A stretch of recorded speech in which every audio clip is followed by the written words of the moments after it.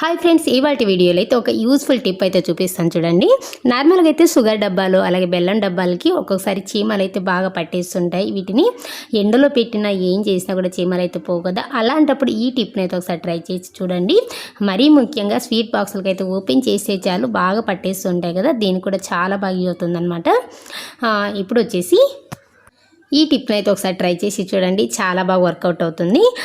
ఇప్పుడైతే ఒక వెనిగర్ తీసుకోండి. వెనిగర్ అంటే మనం చైనీస్ ఫుడ్కి అంతా వేసుకుంటాం కదా, ఆ వెనిగర్ని తీసుకుని ఇలా కాటన్ తీసేసుకుని దానికి ముంచుకోవాలన్నమాట. సో ఈ విధంగా బాగా ముంచేసుకున్న తర్వాత ఇప్పుడు ఆ డబ్బాకి రాసుకోవాలి.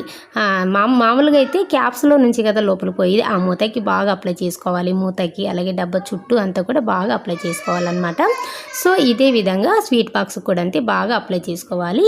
ఈ విధంగా అప్లై చేసుకుని పెట్టారనుకోండి, చీమలు అనేవి అస్సలు రావన్నమాట. ఒక 15 డేస్కి ఒకసారి అని పని చేయండి, అస్సలు రావు. ఇంకా ఈ టిప్ నచ్చితే ప్లీజ్ లైక్ చేయండి.